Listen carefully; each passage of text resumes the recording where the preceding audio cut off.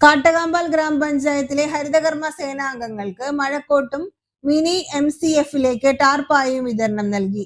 കാട്ടകാമ്പാൽ ഗ്രാമപഞ്ചായത്തിലെ 18 വാർഡുകളിലെ 36 ഹരിതകർമ്മ സേനാംഗങ്ങൾക്ക് മഴക്കോടിന്റെ കുറവ് ശ്രദ്ധയിൽപ്പെട്ടതിനെ തുടർന്ന് Y's Men's club regional chairman Denny ചമയുമായി കാട്ടകാമ്പാൽ ഗ്രാമപഞ്ചായത്ത് പ്രസിഡന്റ് K ജയശങ്കർ സംസാരിച്ചതിനെ തുടർന്നാണ് മഴക്കോട്ട് ഉറപ്പുവരുത്തിയത്. കൂടാതെ പഞ്ചായത്തിന്റെ വാർഡുകളിലെ മിനി MCFകളിലേക്ക് ആവശ്യമായ ടാർപ്പായകളുടെ വിതരണവും ഈ ചടങ്ങിനോടനുബന്ധിച്ച് പഞ്ചായത്ത് പ്രസിഡന്റ് നിർവഹിച്ചു. ഗ്രാമപഞ്ചായത്ത് വൈസ് പ്രസിഡന്റ് മിനി അയ്പ അധ്യക്ഷത വഹിച്ചു. Y's Men's regional committee chairman Denny Chamayam മുഖ്യാതിഥിയായിരുന്നു.